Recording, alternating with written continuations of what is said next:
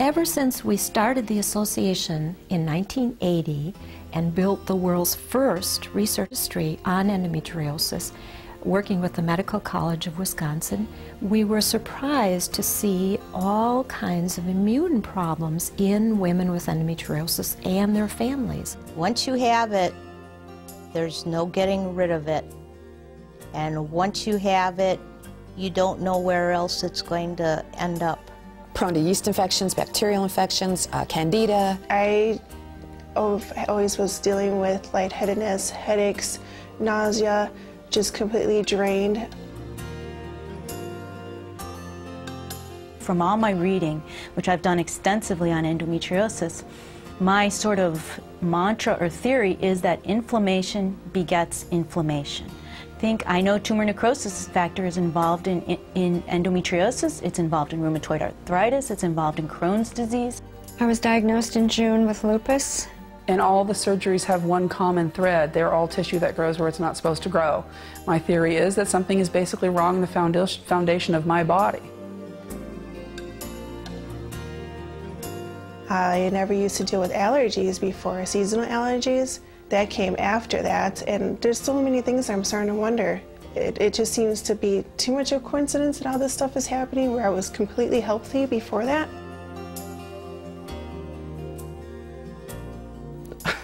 My husband always teased me and said one of my homes is the bathroom. During my periods, I would have, it would be either constipation or diarrhea, but painful bowel movements. Everything started with GI symptoms.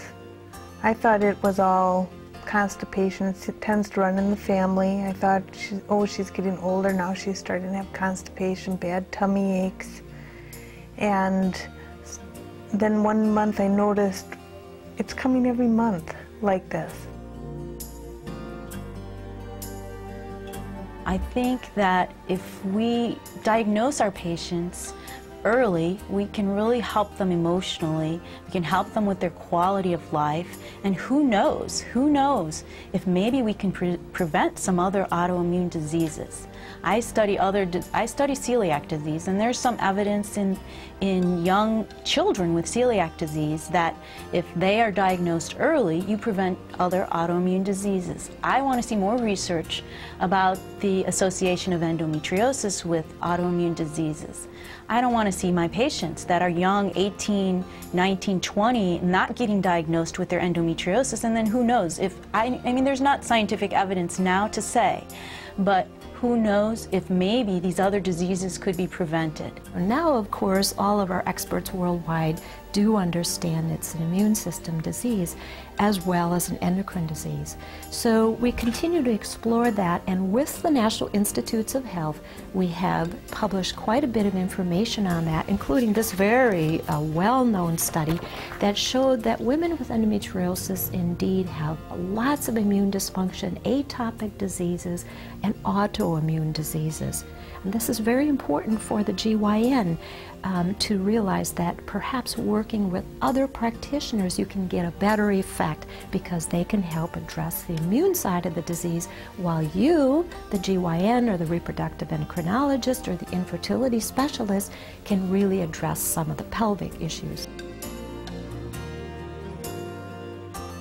Doctors can't do it all. They can do the surgery, they can do the medicine, but they have a lot of patients, and they can't be that support.